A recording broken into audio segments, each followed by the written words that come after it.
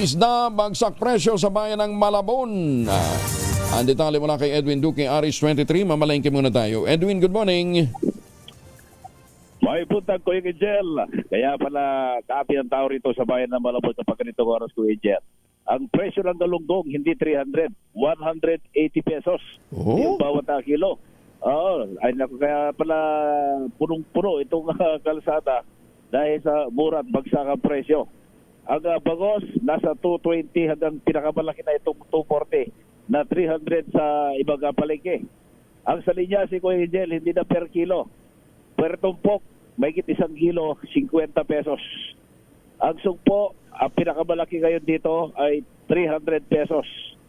Yung tilapia, nasa 120. Ang yellowfin na tag 300 sa ibang palengke ngayon ay 160.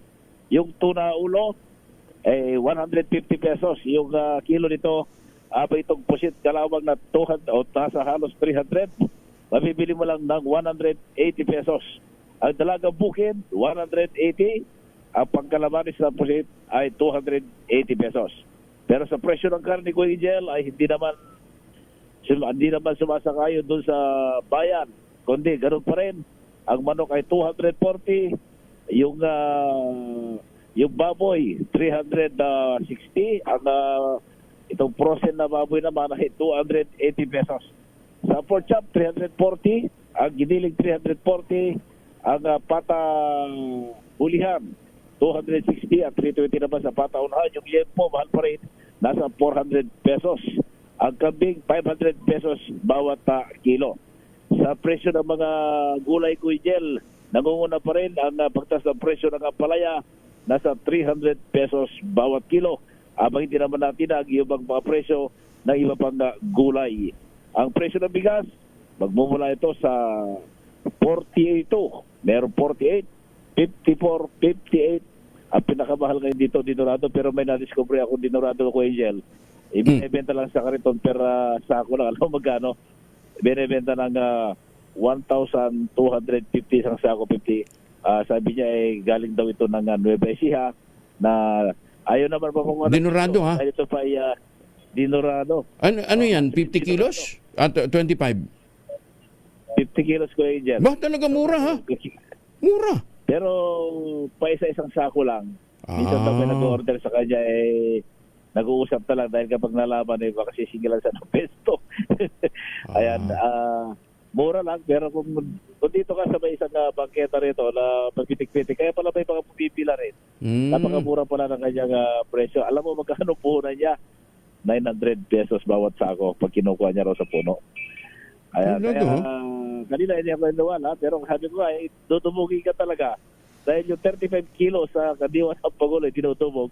Kung ganito kamura yung Dinorado mo, magkano? 900?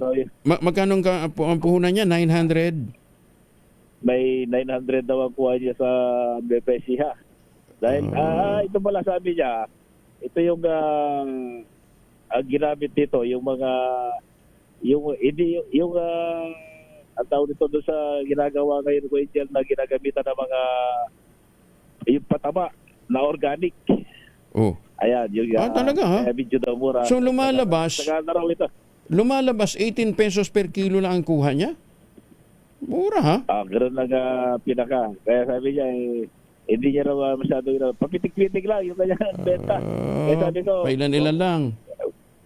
Pailan-ilan lang. Sako-sako yung nilalabas. Pag naubos, kukuha naman. Ganoon lang, tingubaga lang. Kaya sabi ko, magbenta ka sa palengke. Galing, ha? Kaya marami kang discovering mura rito sa bayan ng Malabon. Basta magtyaga ka lang sa pila dahil napakarami nga tao sa mga oras ito. Yung iba galing pa ng iba't ibang lugar para mamili. At nagbebenta rin. Magkano uli ang isang sako niya? 1,000?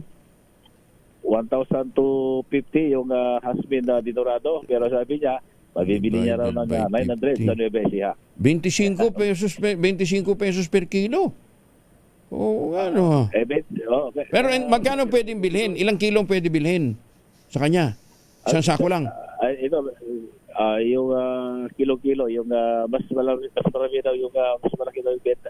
Kita niya pag per kilo na ibebenta niya ng 35. Pero pag ang isang sako, 1,250. 1,250. Pero sabi niya, Huwag kang maingay. 900 ko ako sa Nueva Ecija.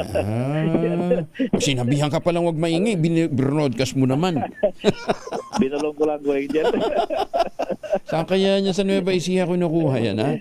Oo, sige. Organic mo lang ito, Angel. Yung sabi niya, yung ginamitan ng mga organic, kaya sagana raw sila kayo sa mga organic rice na galing Nueva Ecija. Oh, sige. Thank you, ha? Diyan sa Malabon yan, ha? Sige, Price, monitoring report mula pa rin dito sa bayan ng Malabon, Aris 23. Edwin Duque ng Bulan na Disaray, una sa Pilipinas, una sa Pilipino. Thank you, Edwin.